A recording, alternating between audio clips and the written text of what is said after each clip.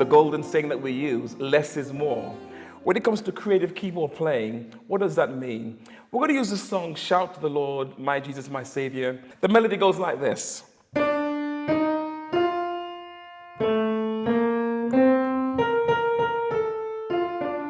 Very important to keep the chords on top. Why is that? So the listeners can always hear the melody. Good example.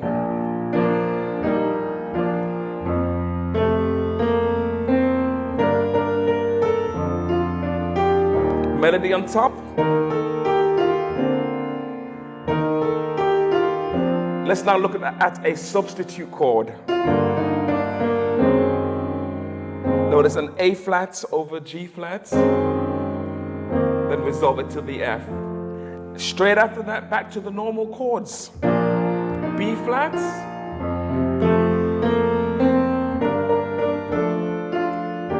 as we say, less is more. We're now going to look at alternative chords to our straightforward B flat chord or B flat major 7. Notice the melody is still on top. But I'm going to start with just B flat. Notice the B flat bass. Why? The actual first word, my Jesus, doesn't start on beat 1, but 1, 2. It starts on beat 2. So therefore, to make sure that the singers know where to come in, I give a clear downbeat on the 1, and then we start singing. Let's continue.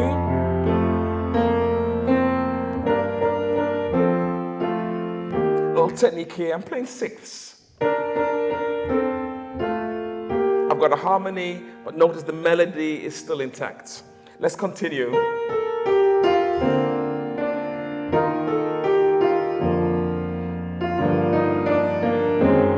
Second time round, rather than B flat, I'm going to go to B flat major 7.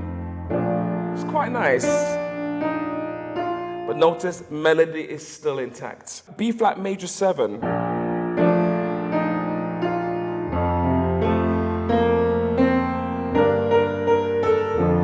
Let's continue.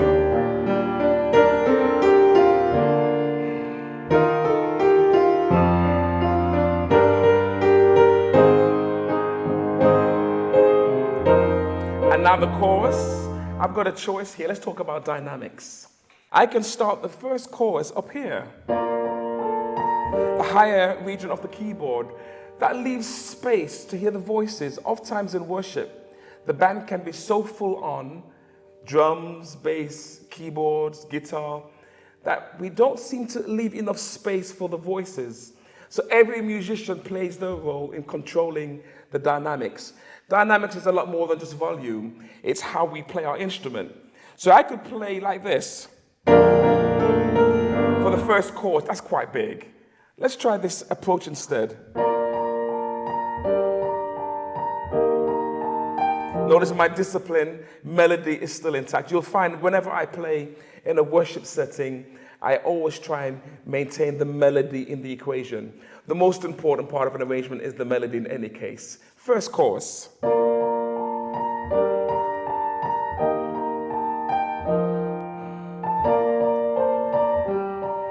Okay, so we've played the first chorus. Another approach to the first chorus. Have a listen to this.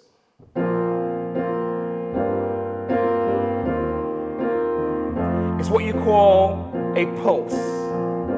I'm not working with a drummer, not working with a percussionist, but to maintain the tempo and the timing, I introduce a pulse. Basically playing crotchets. 1, 2, 3, 4. Notice this time I'm not playing the melody.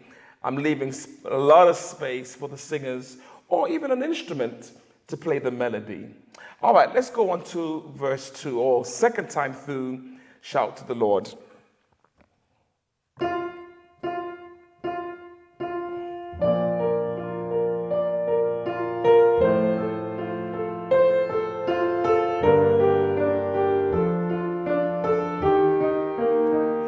Arpeggios work really well, especially if you can count in time and play in time. I can't always presume every musician will play with a drummer, but we can all practice with a metronome. That's another aspect of developing good timing, practicing with the metronome. The metronome should be here. So I've got my metronome here, we're going to do an arpeggio style for our second time through the verse. Have a listen. B flat. We call this a slash chord, F over A, leading to our G minor and our E flat. Notice I'm getting louder. I'm increasing my volume. I started very, very, not too quiet, medium volume.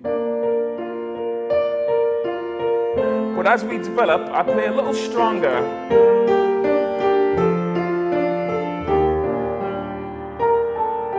Back to melody. Here comes our chord. And we're out of that beautiful chord. Back to the arpeggios. That can be a beautiful creative way to accompany the congregation, solo singer, or a choir. You don't always have to be playing full on. Sometimes that's just a little too much.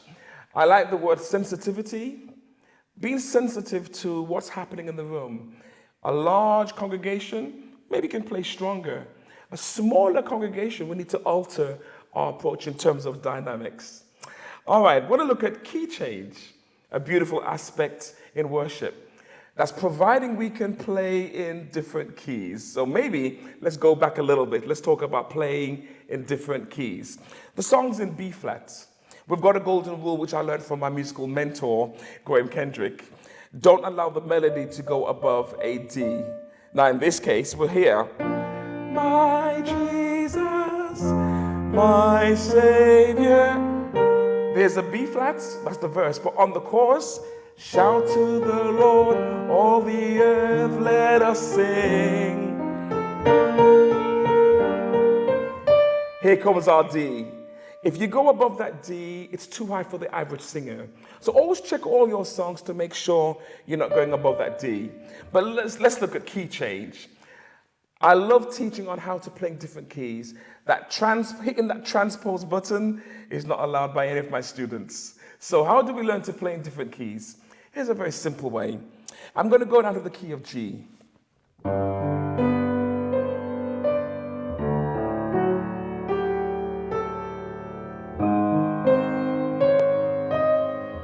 A good practice, one phrase in all the keys. Let's keep going. Now we're back to B flat. A very good practice is this. And whatever you do in one key, do in all keys. All right, so we've looked at dynamics. We've looked at alternative chords. Very, very specially I want to look at is improvising. How do we improvise around the melody? That's the melody. There's no space for improvisation. Why? It's very consistent, one line after the other. Let's keep going.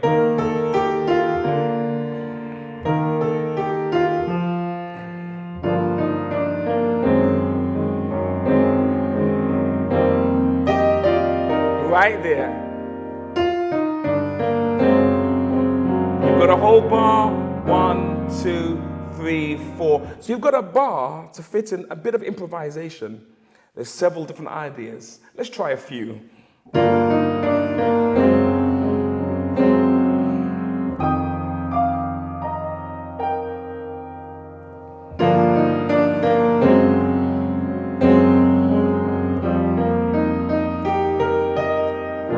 Back to the melody. Whatever you do, always come back to setting up the melody for the next phrase.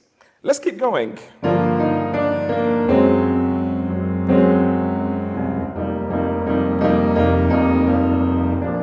One chord, but building up that chord. That can be quite creative. Rather than playing a melodic idea, we can play a chordal idea. Nevertheless, I'm filling just one bar.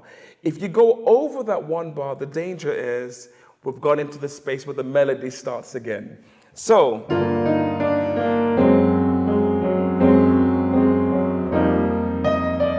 let's continue.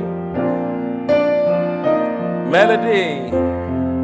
Notice right here, to enlarge the melody, to enlarge the dynamics, I'm playing octaves.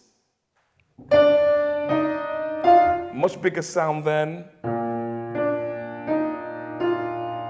So the choice is yours, but I've got a choice to make it large, make it small, make it grand, or more sensitive. Always be in control of the dynamics. Less really is more. The most important aspect, I think, of congregational worship is hearing the congregation sing. All right, let's look at key change, modulation, changing from one key to another. I often say it's important to have a modulation set of chords. It could be just one chord. Let's look at a singular modulation chord. We're going to go from the key of A major to B flat. It's very important to make sure you don't go above your D in any melody. I'm in the key of A because I'm planning to go to B flat. Let's go to the end of the verse.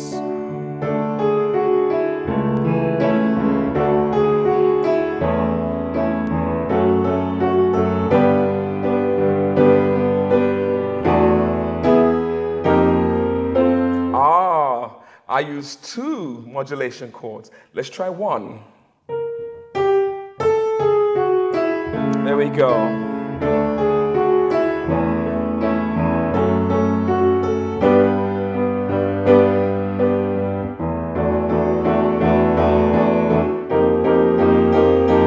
I've used one chord, but this time I've done the modulation over 2 bars. It's always making sure, keeping it simple, very important for the congregation. What if we modulated with just one chord over 1 bar?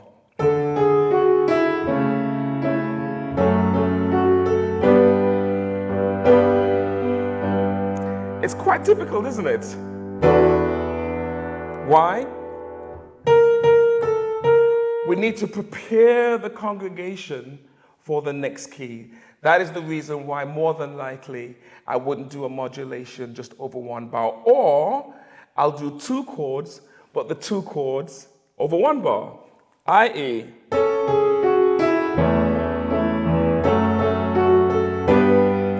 Here's our first chord, second chord. I've brought the congregation, all the singers, into the new key. So can you see, the most important about creative worship keyboard is always thinking about the congregation, thinking about the singers, whether it be a solo singer or congregation.